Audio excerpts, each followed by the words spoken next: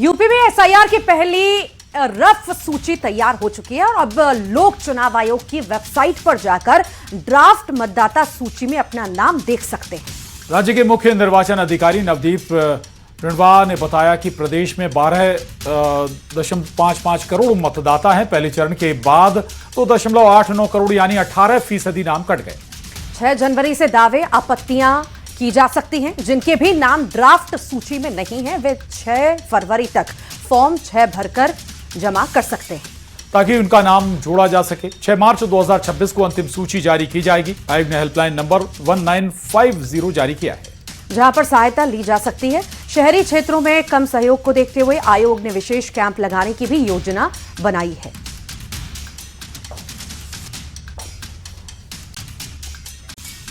और अब बात इंदौर के भागीरथपुरा की करेंगे, जहां दूषित पानी के बाद अब प्रशासन लगातार एक्टिव मोड में नजर आ रहा है। उधर कांग्रेस नेता और कार्यकर्ताओं ने जमकर हंगामा किया। जीतू पटवारी और कांग्रेस कार्यकर्ताओं को पुलिस ने भागीरथपुरा जाने से रोका। हालांकि बाद में सीमित संख्या में कार्यकर्ताओं के साथ जाने की परमिशन मिल गई। उधर स्वास्थ्य विभाग की टीम भी घर घर जाकर सर्वे कर रही है। इलाके के सभी लोगों का डिजिटल तैयार किया जा रहा है ताकि दिल्ली के स्तर पर हर मरीज का डेटा उपलब्ध हो सके।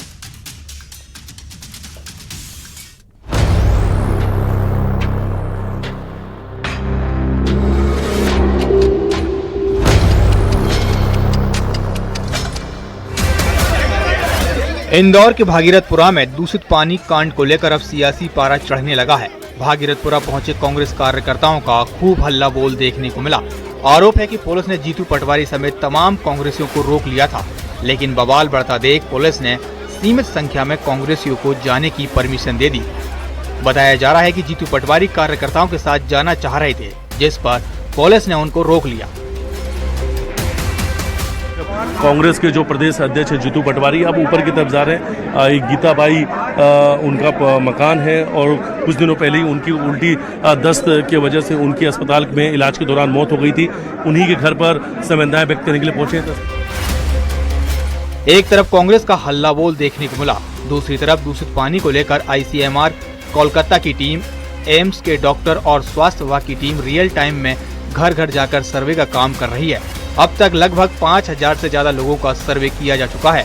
डिजिटल सर्वे में घर के लोगों की पूरी जानकारी ली जा रही है। अब तो भागीरथपुरा में सर्वे का काम भी चल रहा है। घर घर जो टीम है वो पहुंच रही है। यहाँ पर तस्वीर आपको दिखा रहे हैं, दवाइयाँ दी जा रही है। ORS के जो पाउच है वो आपको नजर आएगा। इसके साथ ही जो मेडिसिन है वो मेडिसिन भी इन्हें दी जा रही है। कोबोटूल्स में इनका रिकॉर्ड ही मेंटेन है।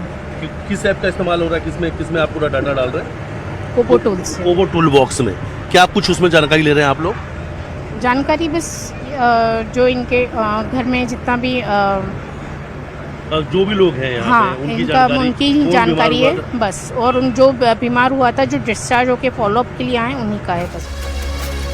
ये सिर्फ सर्वे मात्र नहीं है, बल्कि मौके पर ही मरीजों को जरूरी दवाइयाँ भी दी जा रही हैं। साथ ही सर्वे का डेटा सीधे आईसीएमआर के सिस्टम में अपलोड होगा, जिससे दिल्ली के स्तर पर भी हर केस की निगरानी संभव हो सकेगी। तस्वीर है भागीरथपुरा की। घर घर सर्वे चल रहा है और लगभग अधिकांश घरों तक ये टीम पहुंच चुकी है। सर्वे काम बहुत तेजी से चल रहा है। सरकार के निर्देश हैं, सरकार के निर्देश पर पूरे भागीरथपुरा में सर्वे कराया जा रहा है और उनका एक पूरा डिजिटल रिकॉर्ड भी रखा जा रहा है। वीडियो जर्नलिस्ट डल्ला साहब, मितेश गुप्ता, न्यूज़ 18 इंदौर। इंदौर दूषित पानी कांड पर हाईकोर्ट से बड़ी खबर सामने आई। हाईकोर्ट ने दूषित पानी सप्लाई करने और लोगों की बीमार होने पर अफसरों को फटकार लगाई है।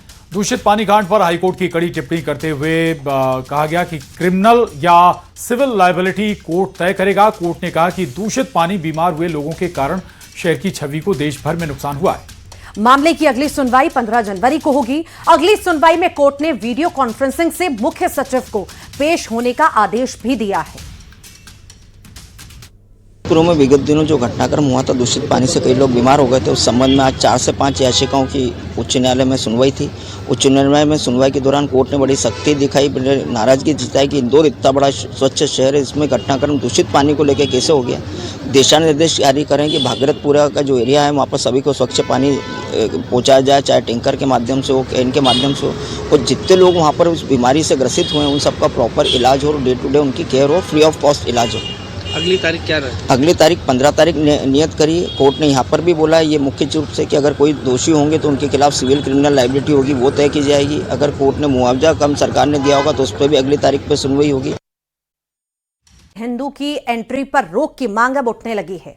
इस बीच खबर है कि उत्तराखंड सरकार 2027 के अर्धकुंभ को देखते हुए हरिद्वार के गंगा घाटों पर गैर हिंदुओं के प्रवेश को लेकर सख्त नियमों पर विचार कर रही है। उत्तराखंड की धामी सरकार हरिद्वार कुंभ मेला क्षेत्र को गैर हिंदू प्रतिबंधित क्षेत्र घोषित कर सकती है। सरकार हरिद्वार को सनातन पवित्र नगरी घोषित करने पर विचार कर रही है। सूत्रों के अनुसार इस फैसले के तहत हर की पैड़ी और गंगा के कुल 105 घाटों पर गैर हिंदुओं के प्रवेश पर प्रतिबंध लगाने पर भी विचार किया जा सकता है। संतों ने हरिद्वार के कुंभ क्षेत्र को गैर हिंदुओं के लिए प्रतिबंधित करने की मांग की है।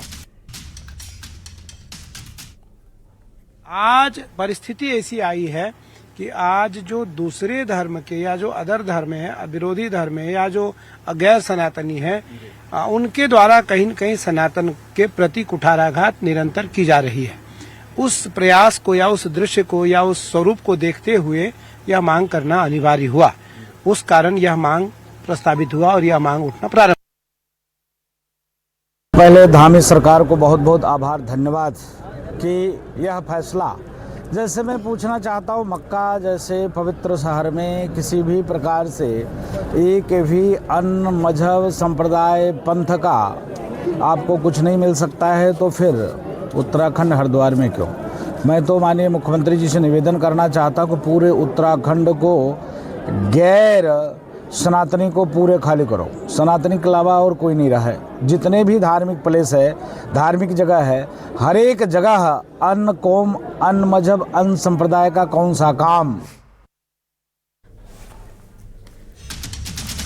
और मुस्लिम धर्मगुरु मौलाना शहाबुद्दीन रिजवी ने इसे लेकर सीधा हमला बोला। उन्होंने मुस्लिमों को टारगेट करने का आरोप लगाया।